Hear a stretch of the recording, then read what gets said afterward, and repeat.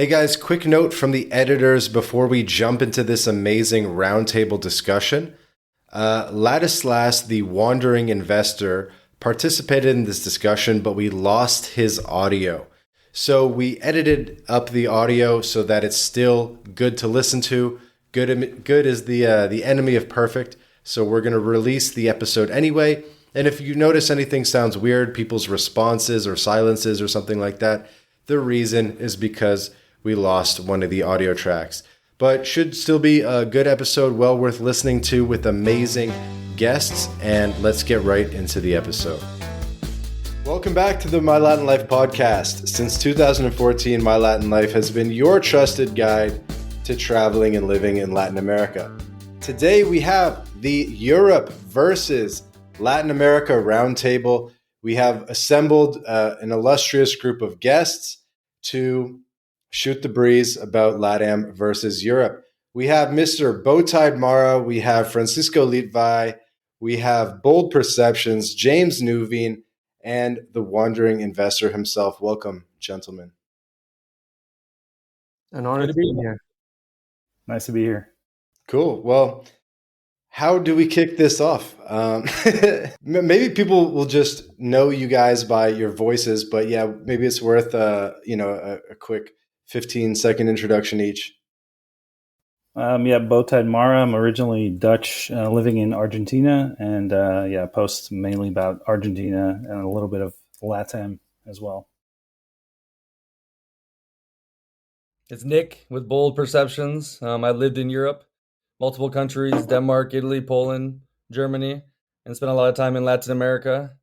And I'm excited to go back and forth between the two because there's a lot of similarities and there's a lot of differences. And we need to get to the bottom of it because the LatAm bros, they promote things sometimes that aren't necessarily as factual. So we got to keep the Euro maxing alive and well.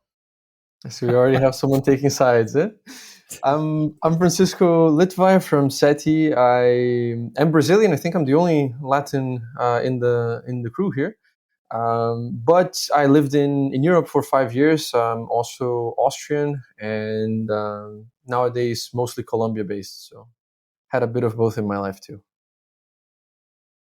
Last but not least, I'm James Nuveen of the Freedom Files. We help Americans move abroad, primarily American retirees. I've lived abroad now, primarily in Latin America, but a little bit in Southern Europe as well for almost 5 years, a little bit more than 5 years actually, across 10 to 15 countries. So excited to talk about the differences between Europe and Latin America. I don't think it's necessarily a versus, by the way. I think with a good trifecta method, like Andrew Henderson always talks about, we can split the differences and take advantage of the benefits of both. Yeah, I agree with that. Well, I think that Vance put the invite to this meeting here as LatAm versus Europe, so I think we're supposed to fight, kind of. Yeah. People like comparisons. They just like when things are compared to each other. I think we all basically agree that you do the summer in Latin America and do the summer in Europe. I mean, that's kind of the consensus among everyone. So I think definitely I'm not a winter guy at all. I grew up in Minnesota, the cold, USA. So I don't want to ever go back to it, right? And the summer in Latin America is fantastic, beautiful, gorgeous, but there is nothing like the Mediterranean in the summer. Nowhere on earth, no feeling can replicate that La Dolce Vita vibe, in Europe. And we got to keep it, okay? Because it's starting to get a little crazy over there. I'm not a Euro doomer, okay? When I moved to Germany last year, it was Munich, okay? So obviously it's a little kind of exception compared to the other places in Germany, but Sharia law is happening and Germany's done. And, you see all this stuff on Twitter. And I went there and it was the exact opposite. I saw a little issue here and there, but it wasn't it was still amazing German lifestyle, right? Going to the English Garden, drinking Augustiner, Hakuna Matata. And there's a lot of dudes in this Latin America bubble here who would love to point, oh my God, Europe, what's going on here? And it's over, escape, leave it. But we can't leave it and we need to save it because there is nothing like it, especially in the summer. Yeah, I see the same thing. And for example, places like Amsterdam, it used to be, you had these little pockets in neighborhoods where, you had all locals and, really people who grew up there, et cetera. That just doesn't exist anymore. I think over almost 60%, for example, in Amsterdam is not from the Netherlands. And like half is out of third world countries and the other half is like expats. So the whole original Amsterdam vibe is gone, basically. And that's like a bit of a special case because a lot of expats moved from London to Amsterdam when the UK split from the EU zone. But there are like other cities that have similar changes, and it's going very fast. And Europeans just don't have enough kids overall. So I think this is set in motion, and it will only get worse. But I'm also not a doomer. I still think there's plenty of time. And not everything is going to go to shit, but at the same time, it's kind of a worrying trend that I don't think is too great. Yeah, I think it can be simultaneously so that Europe is declining, but the state at which they're at is still much higher in terms of development and things working in general than most of Latin America, and that. Then again, like saying that Europe is declining or that Latin America is rising, I think is also too generalistic because it's also about individual countries, right? So maybe like Argentina is having a great moment right now. Maybe Poland is also having a good moment inside Europe. So it's hard to say, but yeah, if you look at maybe the general direction, the entire EU is in a stagnation phase, while at least in many Latin countries, you still have this sense of, potential for real growth, since it's more unconstrained compared to the European markets, right? Like where you can't really do much because law and regulations already strangle most of what the potential reforms would be. I think that's true. I think it's really important to listen to Mara and Wandering Investor because they have such experience when they were growing up in Europe and they see where the winds are blowing. And a lot of people in Latin America are European themselves. They're trying to escape what they see as the trends and where the winds are blowing in Europe. For example, I was just in Nice a few months ago, and the birth rates in all of Europe are declining. There's no doubt about that. It's just data. But when you look at the specifics, especially in France, they have the highest birth rate in like all of Western Europe. Somebody can correct me on that if I'm wrong. But if you walk around and see who's giving birth to these people, you see that the culture is changing pretty dramatically, right? It's not French people who are having all these babies. It's foreigners, and primarily from a monoculture. So I think that's really what people point out as the major change, and people don't see that changing. People don't see that trend changing much in the future, especially people from Europe. That's why they're going to Latin America. That's why they're going to Dubai. That's why they're going to Southeast Asia. I will make a point though. Although people say a lot about how the demographic situation in Europe is bad, it's also really bad in LatAm, right? The fertility rates. It's not like we're any better. Brazil is already now with fertility rates of many other European countries like 5 years ago. So that decline is happening everywhere. I do think that probably one of the main differences is because we're not rich. Mostly, we're not a destination for mass immigration, right? It's not where will the Somali go? Will he go to Colombia and earn nothing, or will he go to the West where he can pick up subsidies and but South Brazil, your land, Francisco, they're coming in the boatloads. Curitiba, the Venezuelans are everywhere. Like a lot of people are immigrating down here. They're going to need better boats. But in Porto Alegre, there's tons of people I was noticing down here. So it's getting flooded down here in the south too. That's true. That's true. At least South Brazil, it's receiving a lot of immigration right now, but it is mostly other Latin Americans. So I think at least in terms of keeping the culture mostly what people expect it to be, it's a way different level than Arabs and Africans or Pakistanis in Germany, right? I do think it is more compatible. At least my experience with Colombians and Venezuelans in Santa Catarina hasn't been bad at all. I think the big mistake Europe is making is just all these subsidies. I mean, if you look at previous immigration flows, there has been like a pretty decent amount of Muslim immigration in Argentina as well. A lot of people from the Levant, etc. And all these people just become Argentine within a generation or less because they have to, pick up the shovel and just make their lives here. And that's always been the case, and it's still the case in most of the Americas. Whereas in Europe, you can just land there and go to some asylum center and everything will be sorted out for you. You'll just, get government subsidies, you'll get government housing, you'll get housing before, locals that have been on a waiting list forever, they will get bypassed because, asylum seekers, they have preference. So I think that whole dynamic also makes it that people just really don't integrate, and they have no interest in doing so. They just get dropped into their own community, speak their own language, and, they get paid anyway. So why bother?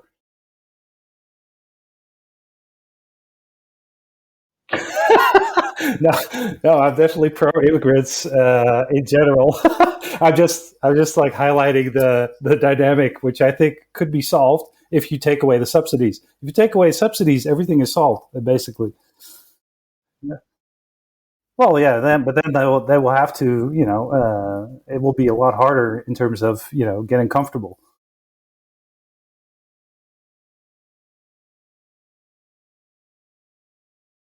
That's true. Yeah.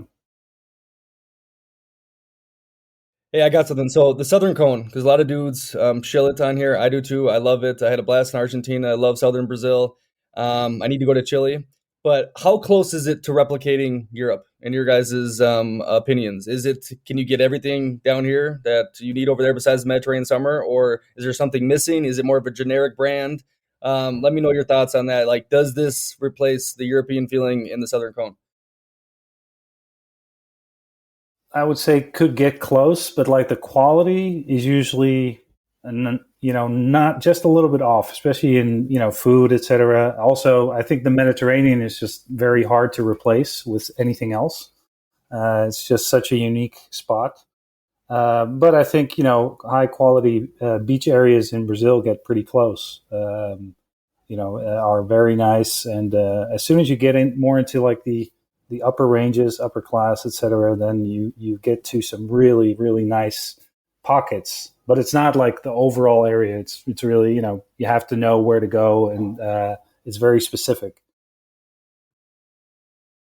I'd like to hear from Mara specifically. I don't know if anybody else had a point on there, but I mean, you've had kids in the Southern Cone and educated them. What's been your experience with the education sector? So yeah, they're both going to private school, and it's still like preschool, kindergarten. So the level it's kind of hard to tell, but they had English from a very early age, like mixed through their day-to-day Spanish. And so far, of course, I only speak Dutch with them, so they already have like exposure to other languages, and I think they pick it up quicker because of that. But yeah, so far I'm pretty happy about the level of education. But we started out with my oldest daughter. We sent her to public school first because it was closer, and we just thought whatever. And pretty quickly that was like, okay, yeah, this is not going to work. And she was just like 1 year old or something. And then we decided to go to a private school because of a bunch of reasons, like very strict school schedules that didn't really work with our work, and also very determined kind of education that they were providing. So not open at all to any kind of new materials, etc. And it was very much from the state down what they needed to teach, etc. Even at that age already. So yeah, I do think because a lot of people are about homeschooling, etc. I do think the social element of going to school is very, very, very nice, and I see that with my kids. Like, that element I think is super important. So I wouldn't like homeschool my kids just because of that, but I do want to really pick a good school and have them have a good education. And all the other stuff. We talk a lot at home, so I also want to add stuff to that. But yeah, so far the experience has been positive. Hey, Wander, about education though. Everyone you meet is a lawyer or engineer in South Brazil. The Uber drivers, the guy working at delivering the food, everything. So we have engineers and lawyers, like actual accredited people here, like every Dentist. single one of them. So what do you mean? Are you talking about something other than just degrees, or kind of dive into that? Before, hold on though, I have one more thing about the school. The private stuff is legit. Even in the Northeast, I went to school. We had a program with this, like the best school there, with my football team on the Spectros. And I got to like go there multiple times, and they were speaking like 3 different languages. It was like $2,000 a month. All the people looked very nice and good. Like all the families were very rich people, and that was really good schooling. So I think the private schools in Latin America, the top ones, I mean, they're really, really good. But the public ones are like hell on earth, from what I've seen and heard too. Yeah, although that's maybe the whole world except very well developed countries. Like I guess you wouldn't want public schooling in Eastern Europe either, right? Or in part of the Mediterranean. As someone that's cool. That's good. The As someone that has gone to private school in Brazil, I will say, like, I think it is particularly for European people that are fleeing, that are leaving Europe. That's probably some of the places where you might want to take your kids, depending on your background, right? I grew up in Blumenau in Pomerode. I had German in my school, right? And many schools in that area let you have German classes as well. You can get certified. You can get the B1, B2. There's a Goethe Institute in Blumenau. I got also technical education for 1 year in informatics. That's basically when I went to university in Austria. I was able to immediately like pass all the first software developments, data, etc. classes and start tutoring for the university. We had like international exchange programs also, so I got to go to the United States for a language exchange there. So like private schooling is really good, man. You have many opportunities in Brazil in that sense.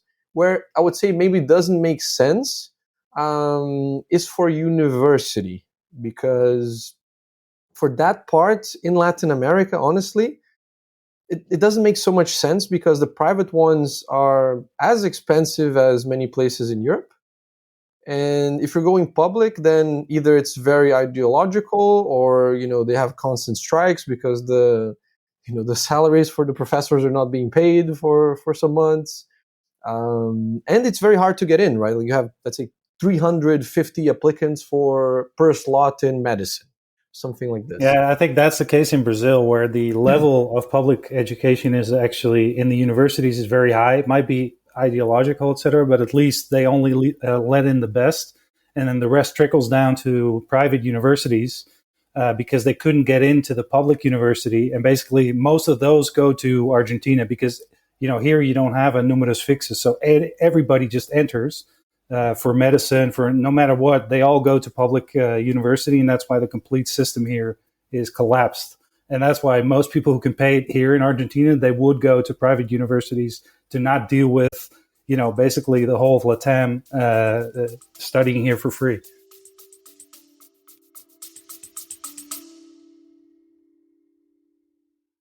This episode of the MyLatinLife podcast is brought to you in part by Crema Social. Crema Social is like TikTok for international dating. It's an app you can download right now on your phone, and 3 out of 4 people on Crema are single women. The app was founded in Colombia, so unsurprisingly, there are a lot of Latinas on the app, by the way. So how does it work? Crema Social is a social meal experience where you invite a hot girl for a lunch date via video call and food delivery. New concept, so you'll have to try it out for yourself, but this is probably the best way to meet Latinas before you visit the country. So if you're in Latin America or planning to visit Latin America, download Crema Social now and start getting dates right away. There will be a link in the description to download, or just search Crema Social on your favorite app store. Have fun, guys.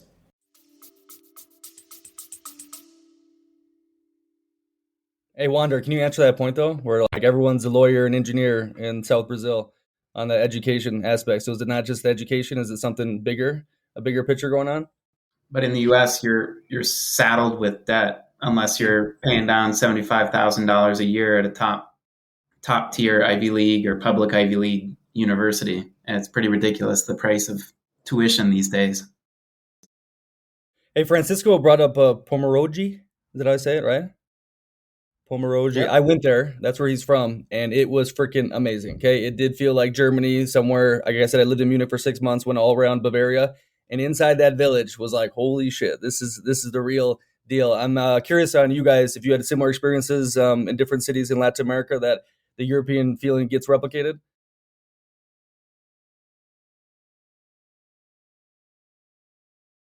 I'll say that you can get a lot of that in the small village Colombia. You know, the historical Hispanic ones. Those are really nice. I'd put some other Yeah, Brazilian I think places that Mexico too. Like a lot of Mexican smaller cities like Puebla, etc., is really like a Spanish vibe. You know? Yeah, I Yeah. think like that's probably the worst part for me about Brazil. Not the worst part, but it's you can get a lot of that European vibe, mostly in smaller, still preserved towns. But all the big cities that, if you look you look pictures from 100 years ago, 200 years ago, were beautiful, a lot of historical architecture. A lot of that has been demolished to build, just modern architecture. So the big cities in Brazil nowadays, they're quite ugly, right? They can be mostly saved by their natural beauty, but you don't have that European architecture and urbanism anymore. We did build a lot of our cities around cars and like rebuild them for more modern architecture.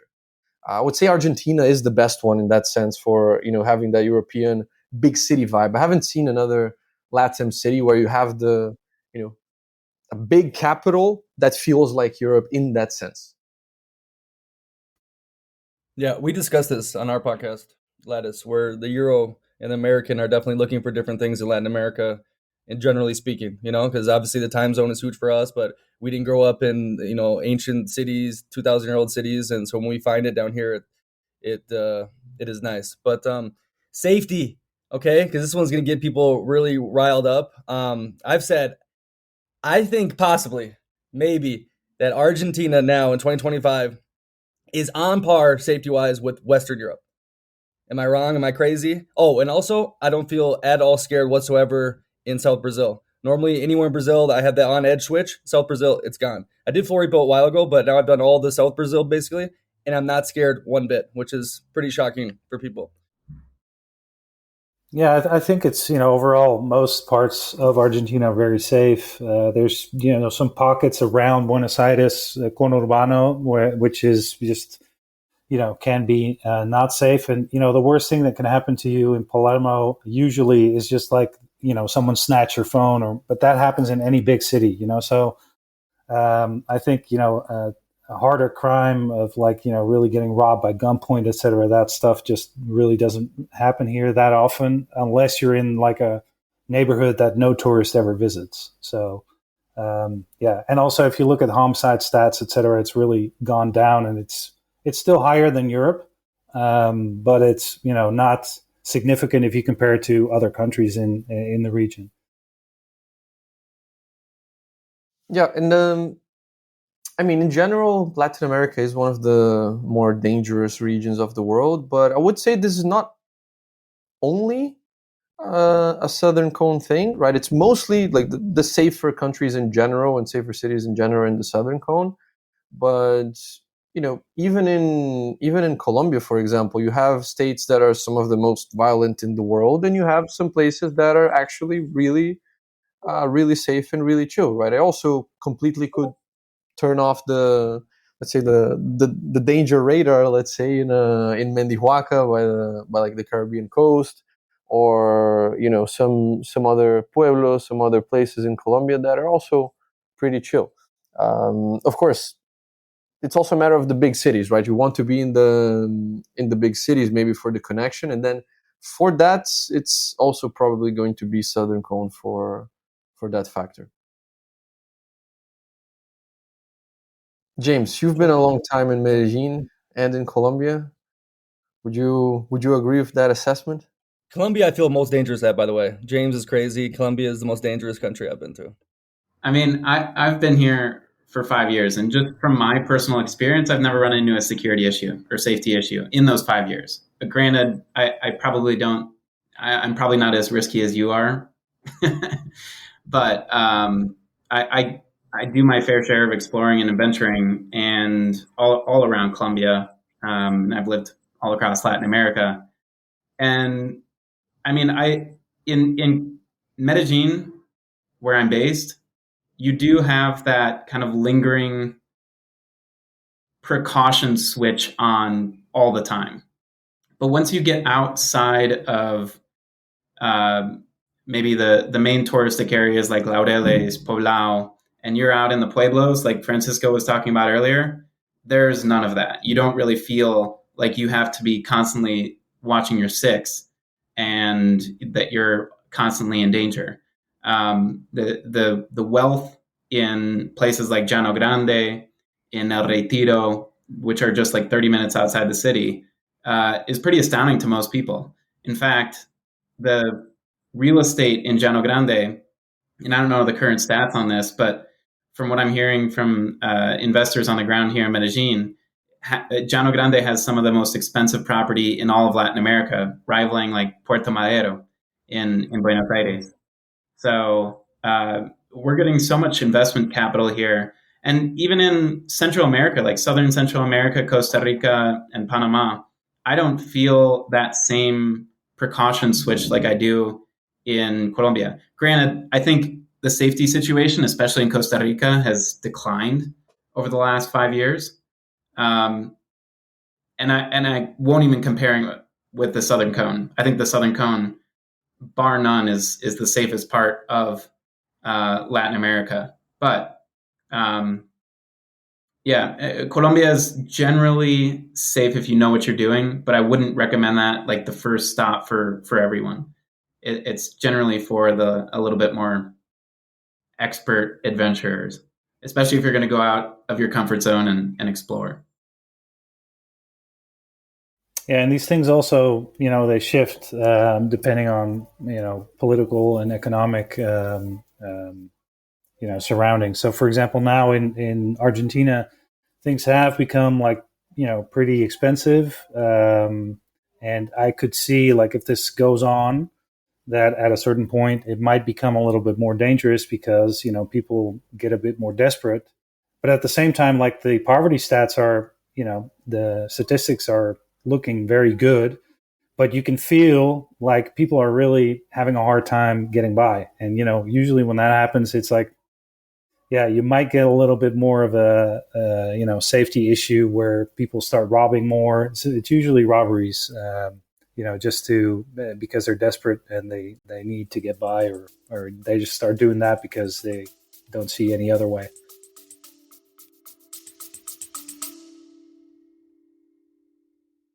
Hey guys, quick break from the episode to tell you about BitRefill. BitRefill allows you to shop online and in person without banks, converting your crypto directly into merchant balance. We're talking gift cards to Nike, Amazon, Apple, Airbnb, Hotels.com, and many more, all paid for with crypto. BitRefill offers more than 10,000 gift card options in 180 countries all across Latin America, including Brazil, Colombia, Mexico, Argentina, El Salvador, and many more. You can also apply the code MyLatinLife at checkout to get 10% back on your first purchase. Go to bitrefill.com for more information.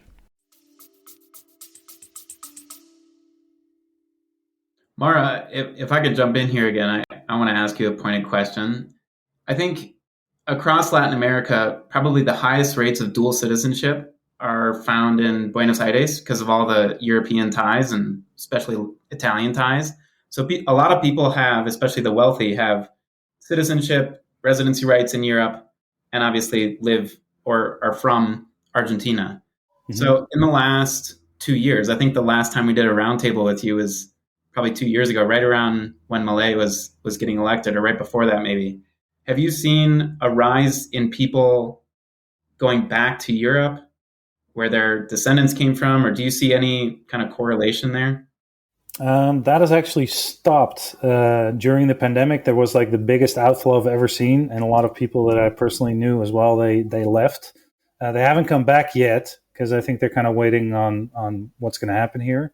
But the outflow has kind of stagnated. I don't see that many people leaving anymore. So at least that's positive for now. I like this question that Bold put in the chat. Yeah. What does LatAm do better than Europe? What type of person might prefer LatAm over Europe? What are some of the benefits of LatAm over Europe? I think tropical vibes definitely one, tropical fruit, Fruit fresh culture coffee, but is really good. curious to go around the room on that. I'd That start point is first of interesting, though. all, taxes. We have to put this here because a lot of people are also getting their Paraguay, Panama, Uruguay, whatever residencies, because LATAM does taxes way better than Europe, right? You look at these European countries that have these special tax regimes like Portugal, like Spain, like Italy, and it's like, so you can't have lived here for the last 5 years, and you need to have some kind of employment and pay social security. And additionally, your income can't come from a tax haven unless it has a double tax treaty.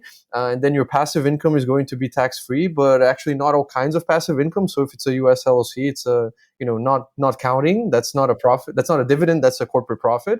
And it's 20 asterisks. And people are drawn by these ideas of Beckham law in Spain and NHR in Portugal and inbound expat regime in Italy. And in the end, you're always going to have to pay some tax there and deal with compliance and deal with all of these different burdens in social security or have a company there.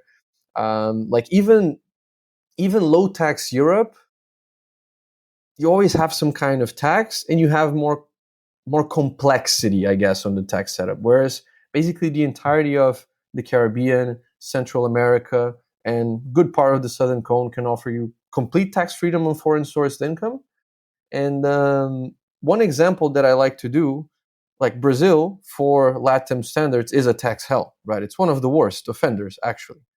In Brazil, with an offshore entity, like a US LLC doing international business, you pay 15% flat tax on your profits, distributed or undistributed. You have the CFC rules now, which we didn't have until last year. In Malta, people pay 15,000 euros a year for the privilege to pay only 15% tax on their foreign sourced incomes, which they then bring to Malta. Right? So there it's classified as this great tax regime. And in Brazil, we're like, 15? Fuck off. And, I'm not going to pay this. So I'll say taxes, LATAM is much more flexible and better than Europe in general. And I'd like to hear your guys' maybe opinions on the other stuff as well. No, yeah, I agree with that. And even in Argentina, which is still a tax hell, Milei has improved it a little bit. But, it's still a lot higher than most European countries. And the problem is the lack of deductions, etc.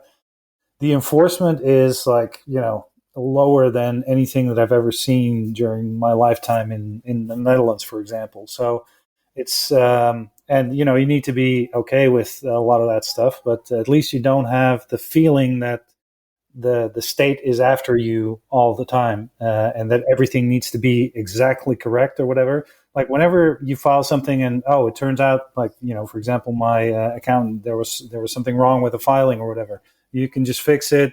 In the worst case, you pay a little fine or whatever, but it's not like they come hammering at your doorstep, next Monday. As I think the States also is, the IRS is pretty fast with enforcement in that sense. So from that perspective, I think Latin America is a lot more relaxed and it feels more free in that sense. That you just don't feel that state pressure all the time of enforcement for all kinds of stuff. Yeah, I've witnessed it the last couple months.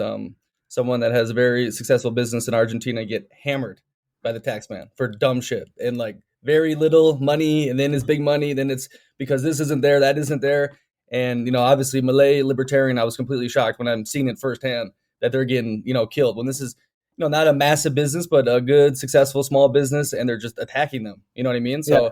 most likely they're going to fire all their people and just contract them out from now because of how of a big of a mess Malay has made the tax for the small businesses. Well, I think the small businesses was already a mess. The positive is now that you can just pay 15% over, invoicing up to 75K.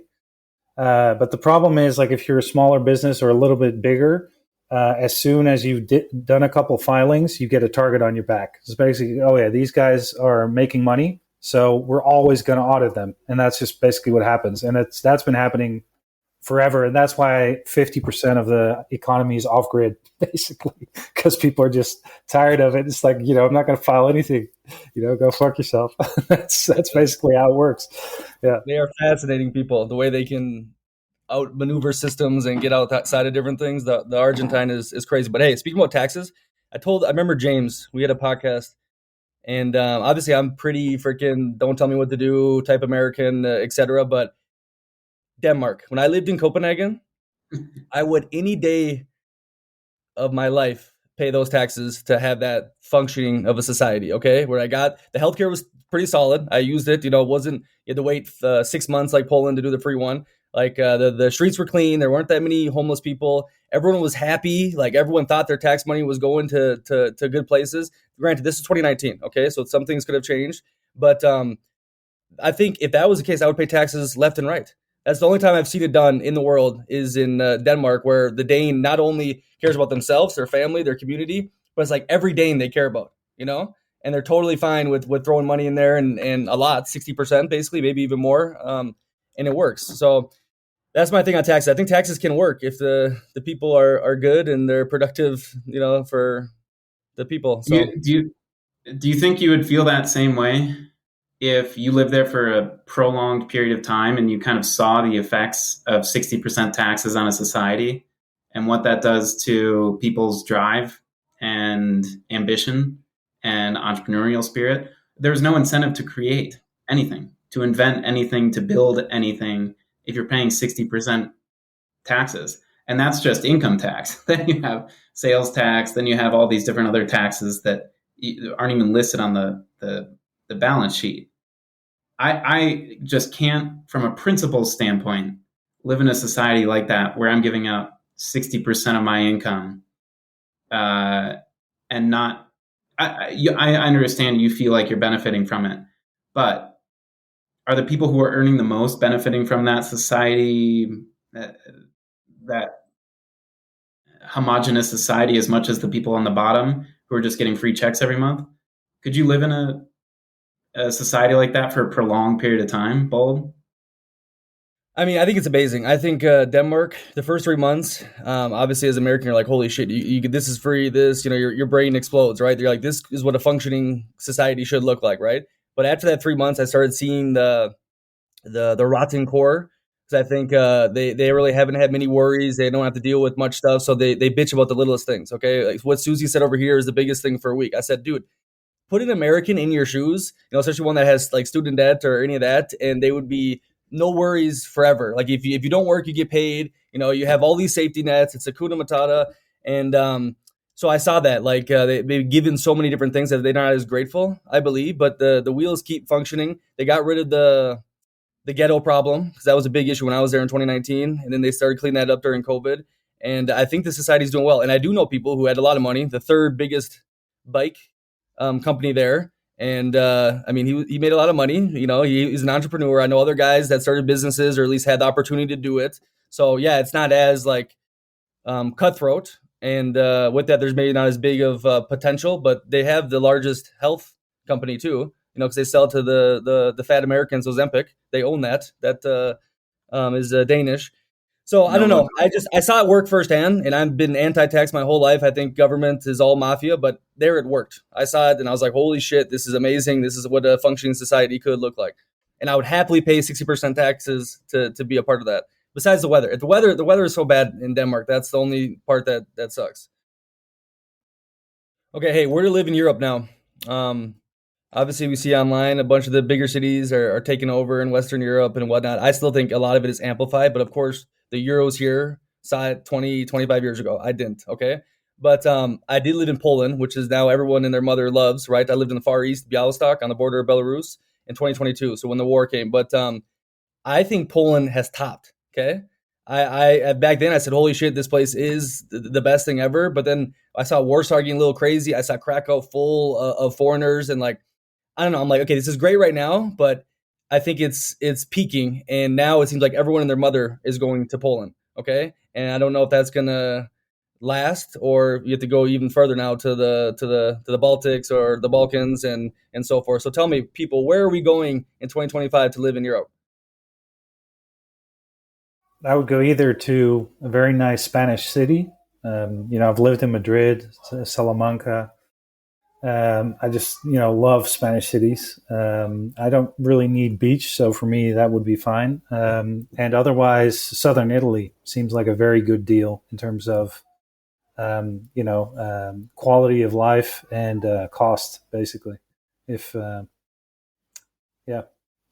would be my picks.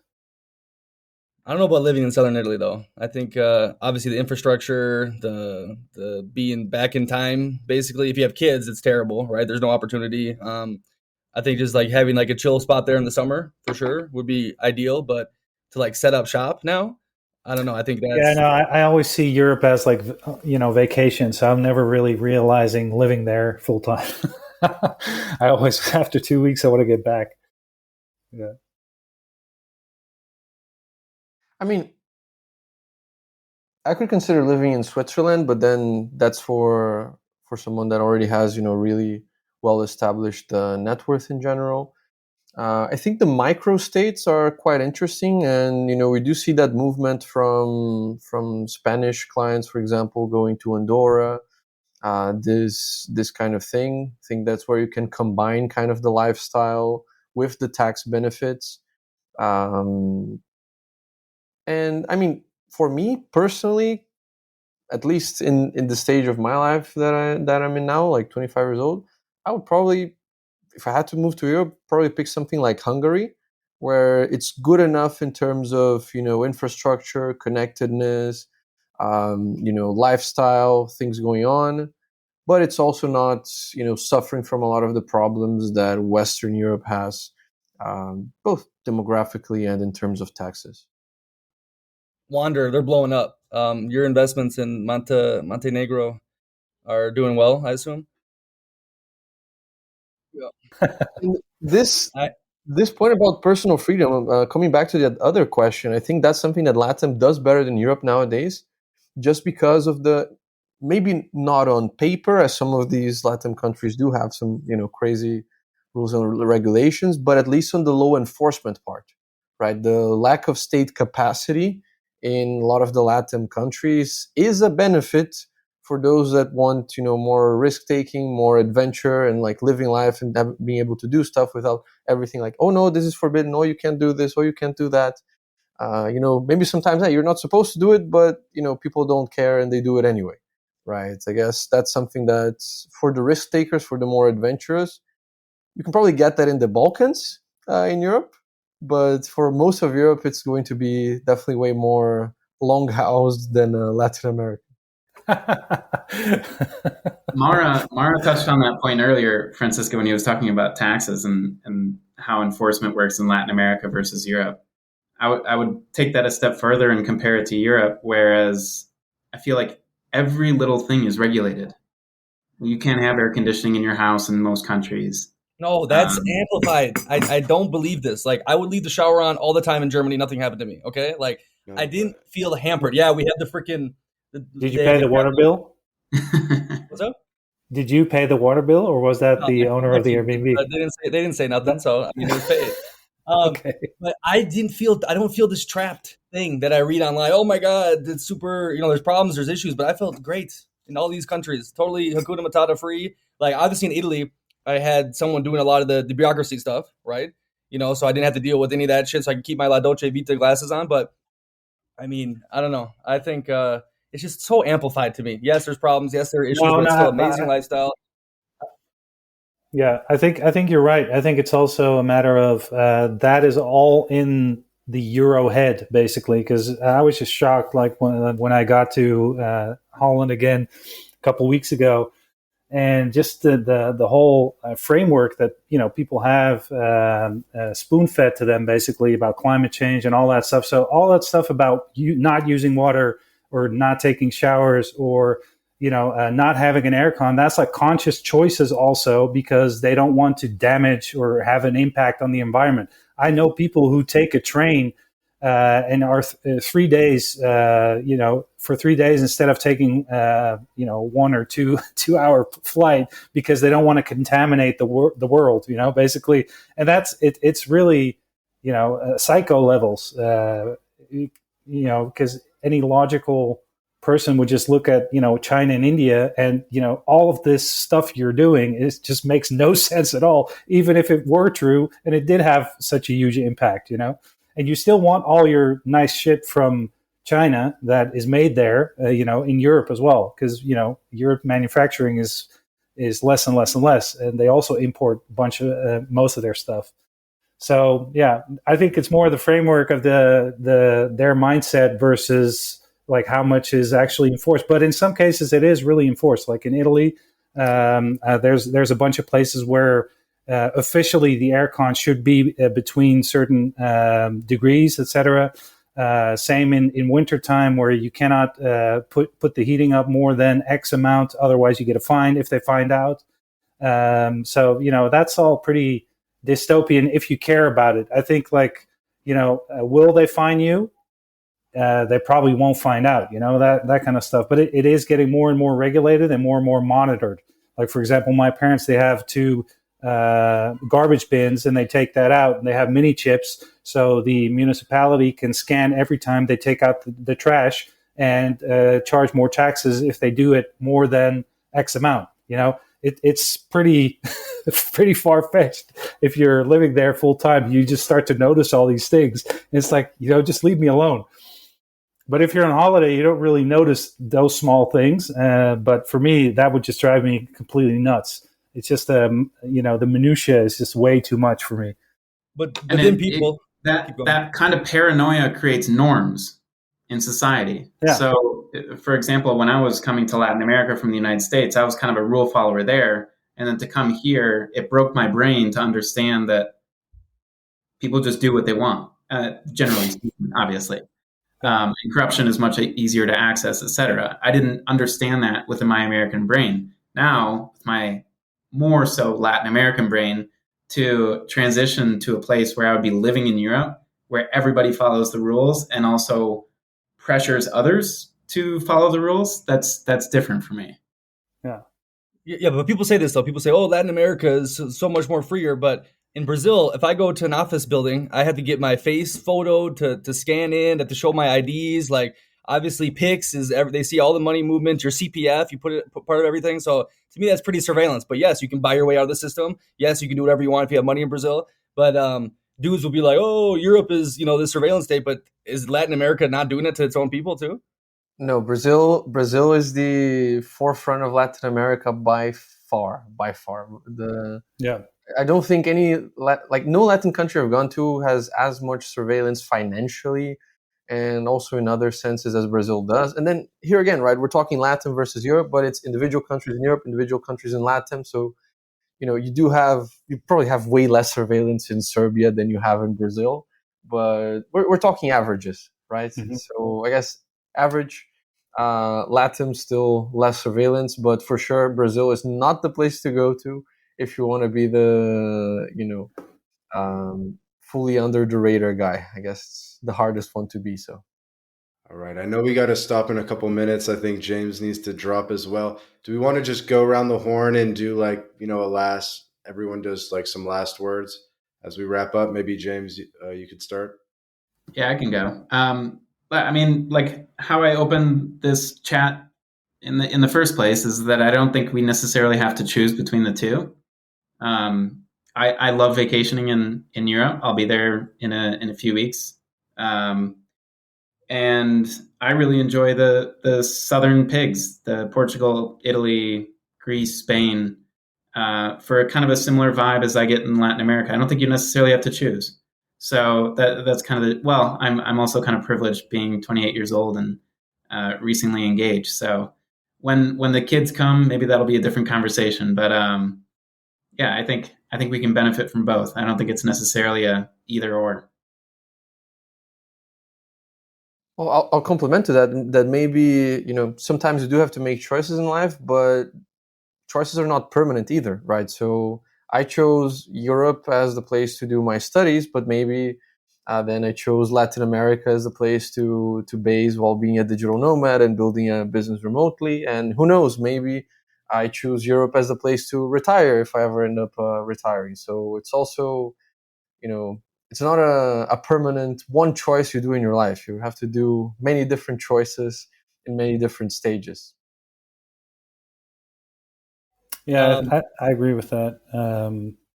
Yeah, for me, it really depends on your personal stage as well.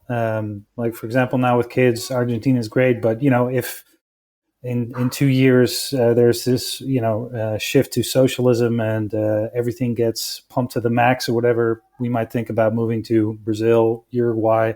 I have thought about it with the previous government to think like, okay, if this continues, we might seriously have to think about moving.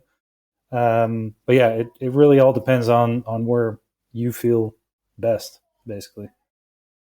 I get kind of yelled at for this one, but I believe no sane gringo can stay in Latin America for more than 6 months at a time. Okay, so 6, that is the max. Then you need your break to go back to USA, go back to Europe, recoup, refresh, and then you can go back down here. But like at the start, I think the idea is, okay, you do the LatAm summers and then the European summers. And I think if you have that mix, you're Hakuna Matata.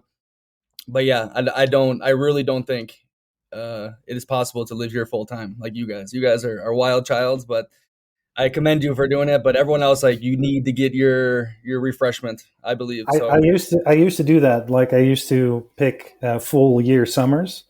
And after like 4 or 5 years, I was just so done with it. And I just, really wanted to have one base, basically. Sure.